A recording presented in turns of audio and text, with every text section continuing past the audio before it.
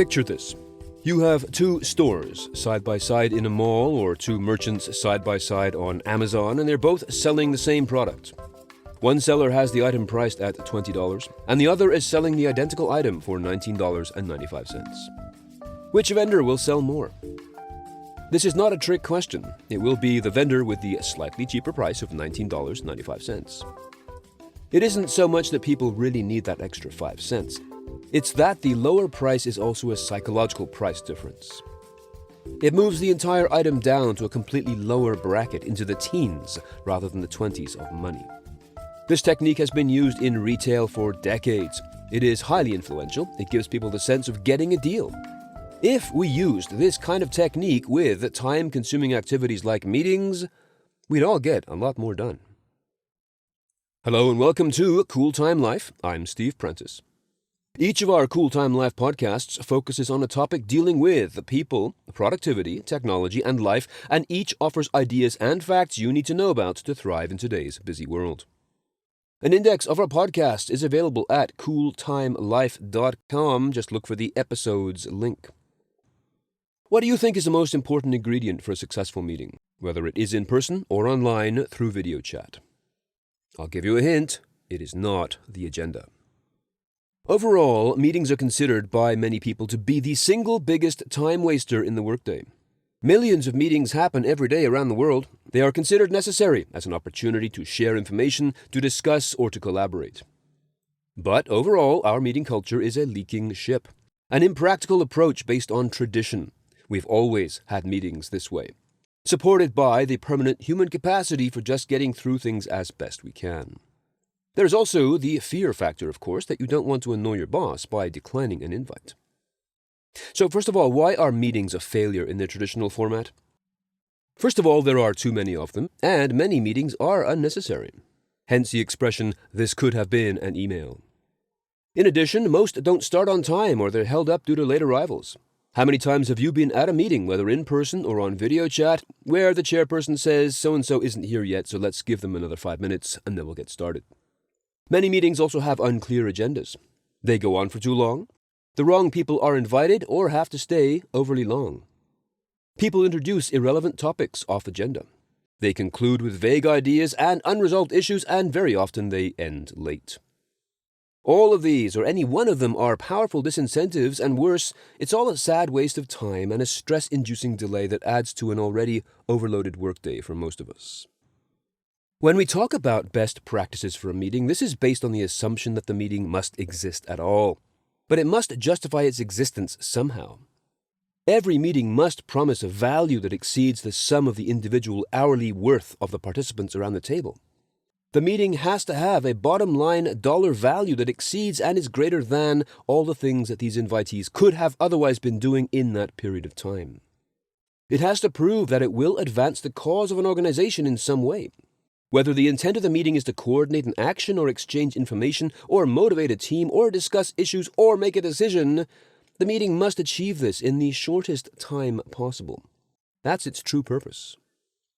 The most important element of a successful meeting is its end time.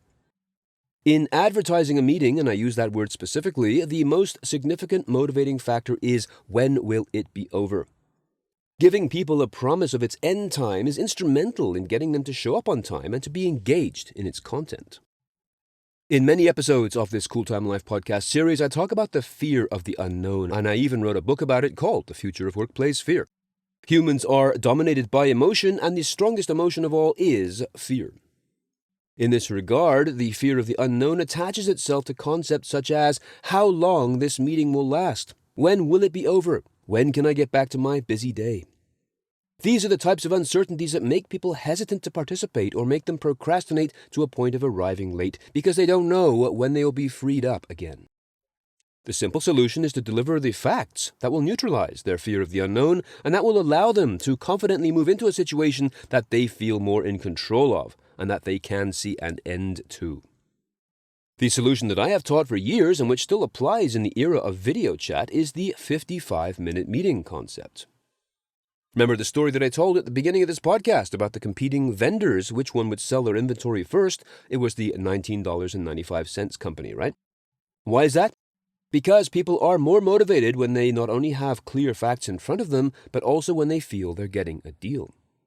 Now, a clarification here, just because I call this the 55-minute meeting does not mean that every meeting must be exactly 55 minutes. If you can get them shorter, that's even better. The point is, it's a break away from the culture that says everything must occur in 1-hour blocks, which not only leads to time wastage, but also to excess fatigue, especially when there's no break time built in. A meeting of 55 minutes or less focuses on 3 key proactive items. First, it aligns better with the human attention span. A typical attention span can never go longer than an hour, and for most people it is much, much less than that. It's a big mistake and quite an anachronism to expect people to be tuned in for a full hour. We just can't. Second is the fact that it is indeed finite. We can see the end, which is a big inoculation against the fear of the unknown. The third is that shorter meetings make it easier to build in buffer zones, vital blocks of time of 5 or 10 minutes for you to rest, shift gears, and stay in control of your day and your thoughts in between your commitments. So not only do traditional 1-hour meetings last longer than people's attention spans, they also cause havoc for the rest of the day. Let's look at an example. If I schedule a meeting for 1 hour, let's say it starts at 1 p.m. and is supposed to end at 2 p.m., that meeting really steps into other parts of the calendar. Even if that meeting does successfully end on time exactly at 2 p.m., people need to pack up, leave, log off, make notes, whatever, schedule follow-ups, and this moves into the 2 o'clock block. It is not possible for anyone to be on time for another 2 o'clock meeting when they've just finished a 1 o'clock meeting at 2 o'clock, even if it's on time. So your 1-hour meeting at 1 o'clock makes other events more difficult for everyone, which will naturally result in reduced engagement from your participants. I liken this to a passenger plane pulling in at the gate and allowing the next flight load of people to try to board the plane while the current passengers try to get off. So even in this current age, in the mid-2020s, where people are still meeting virtually for a lot of the time, how often have your online meetings started late? These are for the same reasons. People still stuck in their earlier meetings, as well as newer reasons such as not being familiar with the app or needing to download and upgrade before logging on. The bottom line is we need shorter meetings, fewer meetings, and carefully protected buffers between them. So once again, going back to those competing retailers at the start of this story, it is important to recognize the emotional appeal of breaks and gaps. A healthy workplace is one in which rest and refueling are parts of the day, not luxuries to be enjoyed on your own time. Not only is this essential for people's mental and physical health, it also vastly improves the ROI of the meetings themselves. Healthy people do better. It's as simple as that. Remember that people literally thrive on the anticipation of breaks and rest to come throughout our day. This is the fuel that provides the energy for commitment to the activities of a meeting. So when I call a meeting, I advertise it. I use that word specifically. It is not a command, it is an invitation, and as such it must appeal to an inner motivation. Any manager can command people to arrive at a meeting and they will likely attend for that reason, but their level of engagement will be flat or absent. As the meeting leader, I must advertise its attractiveness primarily by addressing people's physiological and psychological needs, specifically answering their internal question, when will this meeting be over? And reminding them that they will have space to recover, relax, and to commit to another task or meeting without feeling pressured or rushed. These principles have proven to work extremely well in reducing the number of late arrivals and non-engaged employees because when they see they're getting a deal in terms of time, and when they see that the meeting duration is manageable, and when they see they have the freedom to leave whenever, they are more likely to want to be part of this actual event. That is very different from simply showing up with a mind distracted by all the other priorities left behind, or worse, in front of them on their phone screens. So the essence of the 55-minute meeting is not that it absolutely has to be 55 minutes, even though that is a discount from 60 minutes, like a $19.95 piece of clothing, but rather that it is not an hour by default. But remember also that we don't need to go into dedicated physical meeting rooms any longer. There are much more practical ways of connecting remotely.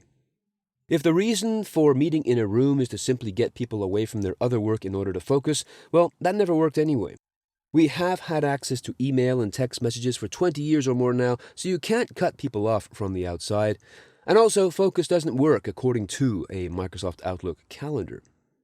Human focus and attention ride the day like a roller coaster depending on factors like time of day, food consumed, sleep, stress, and the importance of the meeting itself. Trapping people inside a cell for an hour, even if you call it a conference room, has never been productive and has always been doubly costly, given the other things those people could have been doing with their time. Also, individual physiologies differ. Some people are morning people, others are night owls, and everyone has problems with meetings in the middle of the afternoon. In addition, some people are introverts or have language issues which prevent them from fully participating, and this can be paired with the presence of dominant personalities in the room, which all in all completely drain a meeting of its full potential. Time isn't what it was either. People have shorter attention spans and more numerous tasks and pressures to address every minute. So much of traditional workplace procedure is based on how things were in the mid-20th century, when it felt like there was more time to focus on meetings, simply because people could be isolated from their other work, at least for a while. There was also precious little alternative back then. For centuries, actually, the only way to share knowledge was to bring people into the same room, all together at the same time. But today there are new and more dynamic media platforms that can attain the true goals of a meeting. These include asynchronous meeting technologies through channels like Slack and virtual meetings in other applications, Monday, Trello, all kinds of collaborative environments that exist now. People are wary of change, but we do embrace it all the same. Managers who define themselves by who they manage can admittedly have a problem with no longer being able to pull a group of people together physically in a room to work on an idea or to chat. But the fact is, the opportunities to do that better, using the technologies that are now freely available and which were kickstarted into legitimacy by the extremes of the COVID lockdown of 2020-2021, reveal most of all that great managers will be the ones who capture the potential of these new technologies, these new approaches, not for the sake of the technology itself, but for the well-being, engagement, and productivity of the people they lead. And it all starts by letting people know they are getting a deal, a real deal. Something that makes their life just a little bit better. If you have a comment about this podcast or a suggestion of a topic that you would like me to discuss in the future, please join in the conversation on LinkedIn. My ID there is Stephen Prentice, or you can also drop me a line through the contact form at cooltimelife.com, where you will find a full listing of our evergreen Cool Time Life episodes. That means I go back and update them each regularly. If you feel you are getting value from this series or even an individual episode, please do leave a review and tell just one more person about us, or mention us on social media, Cool Time Life. And if you want, you can support us on Patreon. Contributions from our listeners allow me and my team to spend more time researching and preparing our podcast series.